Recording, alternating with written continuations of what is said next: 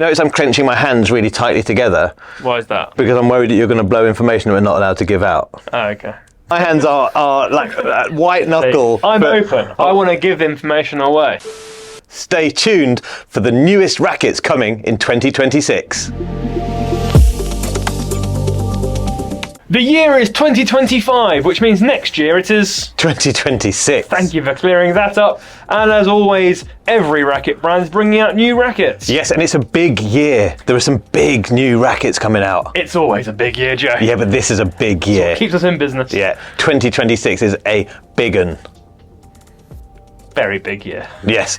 What we're going to do is we're going to take you through each of the major brands that we know are bringing out new rackets and give you as much information as we are allowed to about those rackets. For some of those, it might not be very much information at all. We also have some juicy rumours. Yes. Obviously, like to keep our ear to the ground and feel where the winds are shifting, and therefore we have some potential breaking news. It could be breaking news.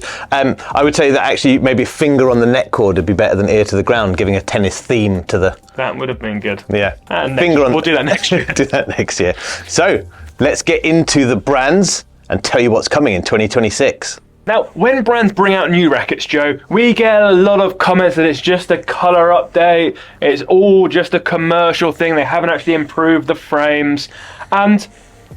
Is there an element of truth to that? Well, it depends. There are some times where that is more true than others, but very often there's new tech. Racket thing, so brands like Yonex are coming every 3 years, a new racket, enough time to develop new tech. So the racket is going to play different. The new E-Zone this year, vastly different to the previous one. For example, it's not even coming out next year, and he still has to talk about the E-Zone. But yeah, that is certainly true. And obviously, when rackets maybe haven't gone down so well, or there's been general feedback about stiffening it up, or changing the swing weight, or trying to make it just slight adjustments, moving the sweet spot around, all those subtle things where the mold of the racket may actually stay the same, those sort of updates are what is happening. Yes. So yeah, there you go.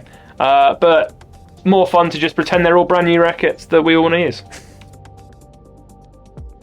First up, to France, Joshua. And to Babolat, my brand of choice with the Pure Drive. Obviously that was new this year, so no new Pure Drive, but probably Babolat's most popular racket, popularised by Rafa, now the torch carried by Carlos. It is, of course, the Pure Aero. Told you it was a big one. What's that? Oh, what? Because it's a big racket? Yeah, big news. Told you it was a big one. Yeah. On first name terms of Alcaraz, are we? Yeah. Well, I have met him. So the Pure Aero obviously has a whole range of rackets within it. The most popular, well actually no, that's not true, not the most popular, but the best racket in the range is Alcaraz's racket, is the Pure Aero 98. And I can give some details on this one. Are you sure? Nah, I don't know. It is a brand new racket. Tread carefully. Okay. It's a brand new racket. It's a new mould, it's a new shape, it is fresh. Yes. And it plays amazingly well. Yes, we've played with this already and we're testing the full range in the coming weeks. So very excited to get those videos out, get that information out to you as soon as the guys at Babs will allow. Mr. Eric Babolat will allow. Yeah. So we've obviously had a new strike this year, as Josh said. We've had the Pure Drive, although we will get Pure Drive Wimbledons, I assume. We are, which I think look a lot better than this year. There you go. But other than that, that is a wrap for Babolat. Tet. Off to Austria we go. To Head. Austrian engineering. Yeah, Chinese mate.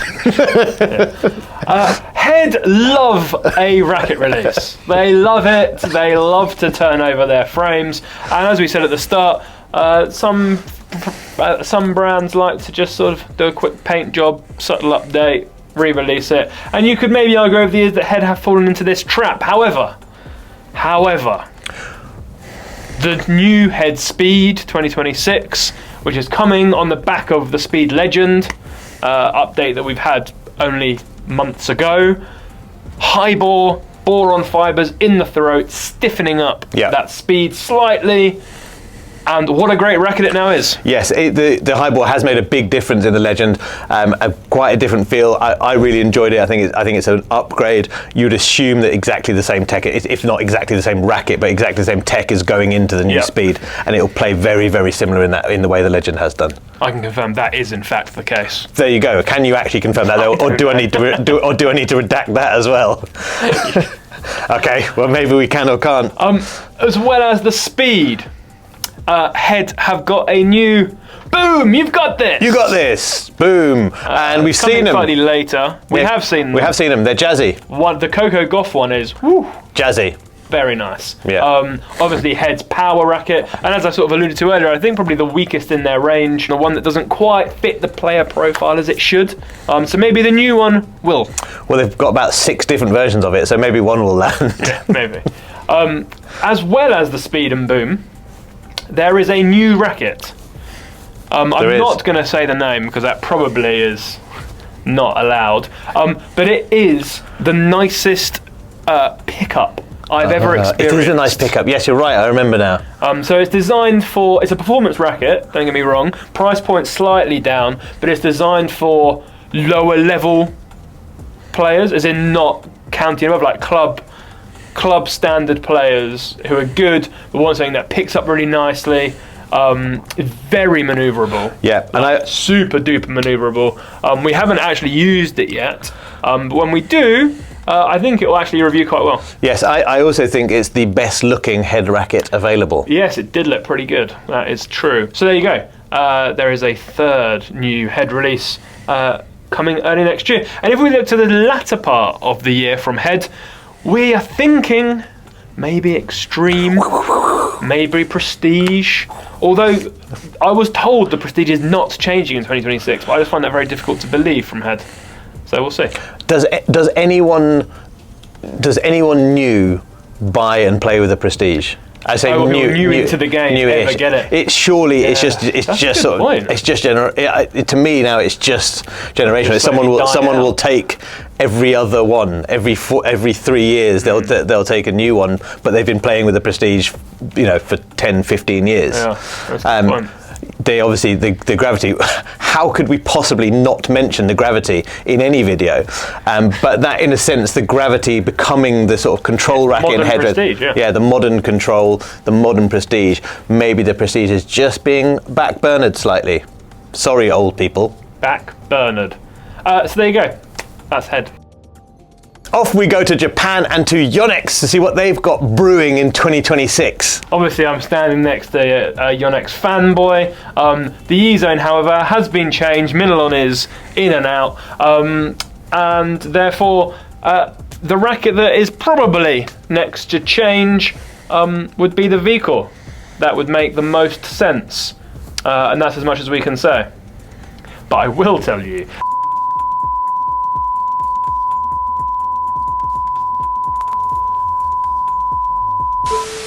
Enough. So the new V-Core. Maybe it's coming. Yonex will probably also do a new coloured E-Zone. Please, to all that is holy in Japan. Let it be pink. No, black. Okay. A black E-Zone. Woo. Do you think they will? They did a black one last time. Don't you think they'll do something different this time? I think they might if they're foolish. Maybe something like a silvery grey. That might be quite cool. Oh, maybe. This is all speculation. Yeah, we don't know. So therefore we can say whatever we like because there's no knowledge. That's what you're going to do on your innovation day. Yes. Pick the colours. Yes. Yeah. I'm off to an innovation day at Yonex soon, and I assume I'll be sort of front and centre in deciding what that new E-Zone will look like. Probably. No? You seem sceptical. Unlikely.